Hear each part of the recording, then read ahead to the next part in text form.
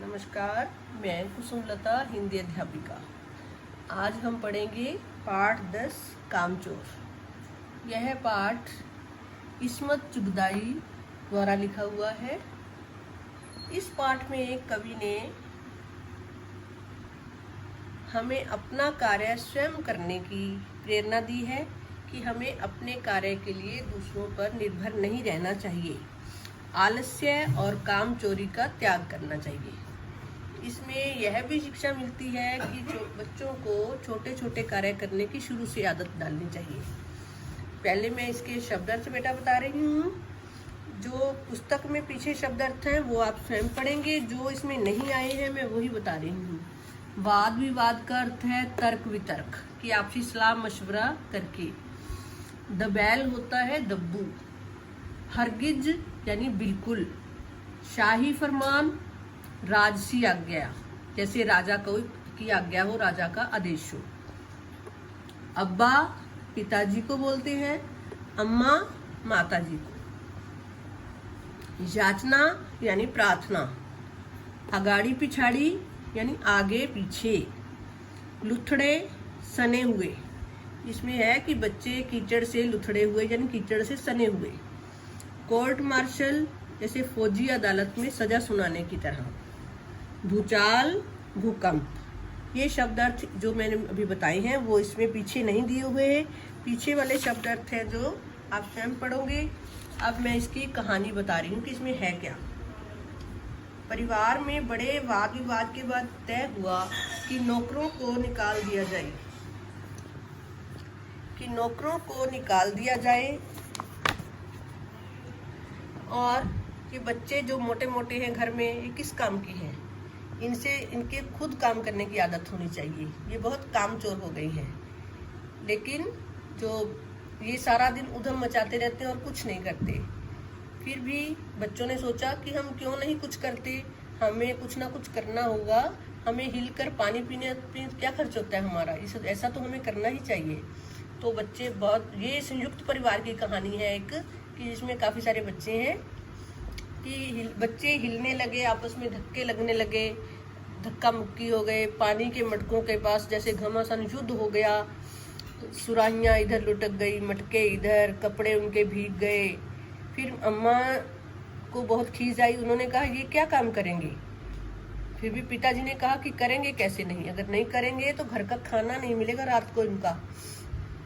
ये जैसे शाही फरमान शब्द मैंने बोला था कि राज आज्ञा, जैसे राजा की आज्ञा होती है, इस प्रकार पिताजी ने सुना दिया कि इनको अगर काम नहीं करेंगे तो रात का खाना नहीं मिलेगा। बच्चे कहते कि हम भी काम करने को तैयार हैं, हमें बताया जाए कोई काम। तो फिर पिताजी ने बहुत सारे काम गिनवा दिए। उन्होंने कहा कि आंगन में कूड़ा पड़ा है, दरी मैली है, पेड़ों को पानी दे सकते हो। ये जो सब काम है उनके लिए तनख्वाह दी जाती है, आपको भी कुछ तनख्वाह में दी जाएगी। तो सभी बच्चे खुशी से काम करने को तैयार थे। सब तनख्वाह पाने के लिए उतावले हो रहे थे। जैसे पहले बच्चों ने फर्श की दरी पर जुट गए सारे। उन्होंने सोचा कि इसको साफ करते हैं। चारों कोनों से झटकना शुरू कर दिया। 2-4 ने लकड़ियां लेकर उसको पीटना शुरू कर दिया। सारा घर धुआंधार हो गया। जो बड़े थे खांसते इधर उधर बेदम हो रहे थे। इस तरह पूरा उन्होंने आंगन मिट्टी धूल से भर दिया।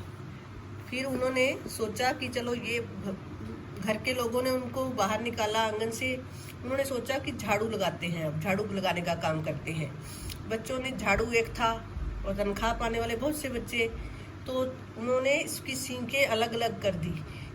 जिसको जितनी सींकें हाथ में आई वो पकड़कर झाड़ू देने लगा, इधर उधर हाथ मारने लगा। इस तरह फिर बुजुर्गों ने फिर उनको टोका, लेकिन वो बहुत खींच रहे थे कि इधर ना तो हमें काम करने देते हैं, और बड़े जैसे बच्चे खींचते हैं ना, आप भी खींचते हो कि अगर बच्चे बड़े टोकते हैं तो भी खींचते हो, रोकते हैं फिर भी खींचते हो। अगर नहीं करते फिर आपको लगता है कहते करो, अगर करते हो तो कहते नहीं ना करो। इस तरह बच्चे खींचते हैं, वो भी खींच रहे थे। फिर उन्हें लगा कि झाड़ू देने से पहले पानी छिड़क लेना चाहिए था, इसीलिए दरी पर उन्होंने थोड़ा सा पानी छिड़का, लेकिन जो धूल तो पहले ही दरी पर थी। तो इस तरह दरी जो सी पूरी कीचड़ से भर गई दरी। फिर आंगन से भी उनको निकाल दिया कि जाओ बाहर। उन्होंने सोचा कि चलो अब पेड़ों को पानी देते हैं। सारे घर में जो भी उनको बर्तन दिखाई दिया, बाल्टी, लोटा, तसला, पतीला, डोंगा, कटोरा, गिलास, सब लेके भाग लिए। और सब कहाँ पहुंच गए? पानी लेने के लिए नल के पास। वहां फिर घमासान युद्ध। इस तरह एक दूसरे के आगे बर्तन लगा रहे थे कि किसी के बर्तन में भी पानी नहीं आ रहा था बिल्कुल। फिर सभी जो बड़े लोग थे, बड़े भाई, बहन, मामू, उन्होंने आए, उनके यहाँ आया कि फूफियों की कुमक, कुमक का अर्थ होता है बेटे फौज की टुकड़ी, कि जैसे फौज की टुकड़ी भेजते हैं उस तरह परिवार के उन लोगों की टुकड़ी आई जो उन्हें, जो फौज थी वो हथियार फेंक कर पीठ दिखा गई, यानी वहां से चली गई, उनके काबू में नहीं आए लोग, वो बच्चे, सारे बच्चे कीचड़ से लथपथ हो गए। फिर उन्होंने नहलाने की प्रॉब्लम आई उनको कि उनके पास जो नौकर थे इतने नहीं थे कि सब बच्चों को नहला सके। आसपास के बंगलों से नौकर मंगवाए गए और एक बच्चे को नहलाने के लिए 4 आना प्रति खर्च हुआ।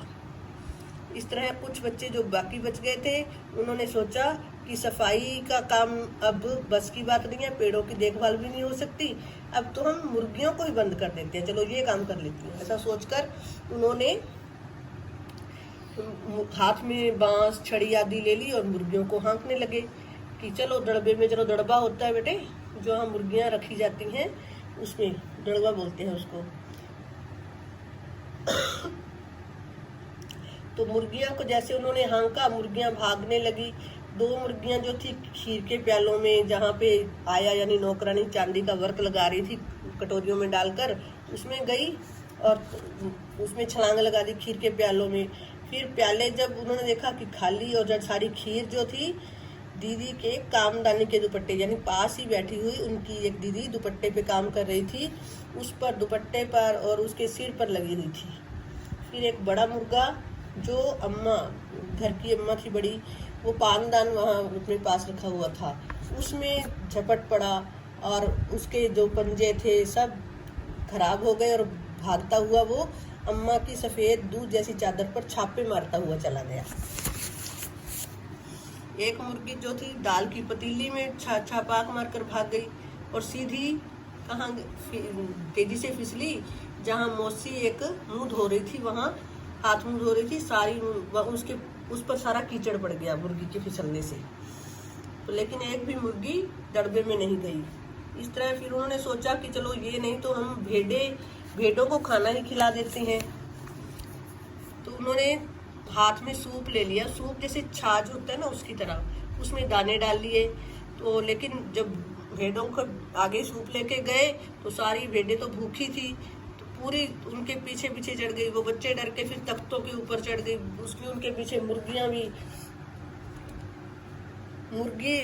भी उनके पीछे पीछे। इस तरह पूरा तूफान घर में आ चुका था। जैसे जो भेड़ें थी, जब भेड़ों का तूफान गुजरा, इस प्रकार लग रहा था जैसे जर्मनी की सेना टैंकों आदि के साथ छापा मारकर गुजर गई हो, यानी इस तरह का जैसे बम गिरने के बाद माहौल होता है उसी तरह था, उजड़ा हुआ जैसे माहौल होता है। और वहाँ एक हज्जन माँ थी जो दुपट्टा डाल के सो रही थी। जब भेड़ें उसके ऊपर से गई तो वो मारो मारो करके चीखने लगी, और जैसे वो पहले तो महलों में जैसे कि सैर कर रही थी सपने में, लेकिन एकदम अपने दुपट्टे में उलझकर मारो मारो चीख रही थी। इस तरह जब भेड़ें फिर तरकारी वाली, सब्जी वाली को देखा, उसकी टोकरी पर टूट पड़ी। सब्जी वाली वहाँ बरामदे में बैठकर मटर की फलियां तोलकर रसोइये को दे रही थी। वो भी अपने बचाव के लिए उठ खड़ी हो गई, तरकारी वाली की अपनी सब्जियों का बचाव करने के लिए।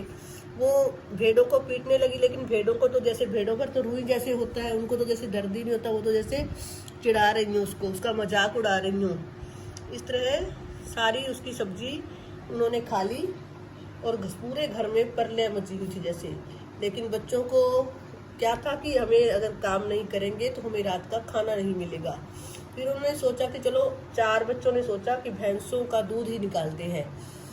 उन्होंने एक बाल्टी ले ली जो साफ भी नहीं थी, और भैंस के पीछे नीचे बैठ गए।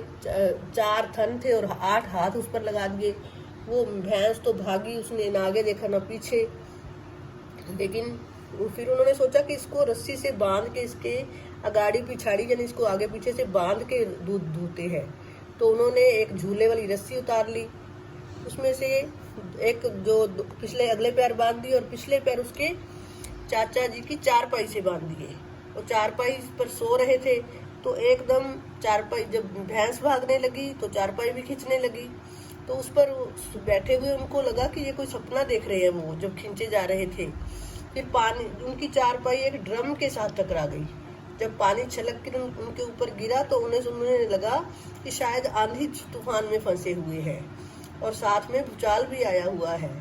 फिर जल्दी से जब उन्हें पता चला कि ऐसा हो रहा है कि भैंस उन्हें खींचे जा रही है, तो उन्होंने पलंग की पट्टियां पकड़ ली और बच्चों को छोड़ने के लिए बला बुरा करने लगे। भैंस से भागी जा रही थी आगे आगे और पीछे पीछे चाचा जी चारपाई पर बैठे हुए खींचे चले आ रहे थे।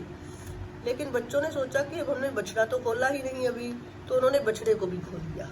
रही सही कसर पूरी हो गई। और लेकिन एक फायदा हुआ, 10 कटोरों में भी गिरा, बाकी सारा दूध बछड़ा पी गया। थोड़े ही मिनट के चौथे हिस्से में ही ये लगा कि ये तूफान गुजर चुका है। घर में जैसे बड़ा तूफान आया हुआ है। सारे घर में मुर्गियाँ, तसले, बाल्टियाँ, लोटे सब था। बच्चे फिर घर से बाहर निकाले गए और मुर्गियों को हाँका गया बाग में। इस तरह तरकारी वाली जो बेचारी सब्जी खा चुके थे, भेड़ें वो रो रही थी, उसका हौसला दिया गया, उसे आंसू पहुँचे गए। और जो अम्मा थी वो नाराज होकर आगरा जाने के लिए सामान बांधने लगी कि मैं यहाँ नहीं रहूंगी, या तो आप बच्चा राज कायम कर लो या मुझे ही रख लो। फिर पिताजी ने सारे बच्चों को एक कतार में खड़ा करके पूरी बटालियन होता है यानी पूरी फौज की एक टुकड़ी, उनका कोर्ट मार्शल कर दिया कि उन्हें राजा जैसा आदेश दे दिया कि अगर किसी बच्चे ने भी किसी चीज को हाथ से भी छुआ तो रात का खाना बंद हो जाएगा। बच्चे बेचारे सोचते हैं कि इनको किसी करवट भी शांति नहीं है, अगर हमने काम करते हैं तो भी, अगर हिलकर नहीं करते तो भी। तो उन्होंने फैसला लिया कि अब हम हिलकर पानी भी नहीं पिएंगे। यह एक हास्य व्यंग्यात्मक कहानी है, लेकिन लेखिका जो है हमें पूरा प्रेरणा देना चाहती है कि बच्चों को अपने कार्य आप ही करने चाहिए। धन्यवाद।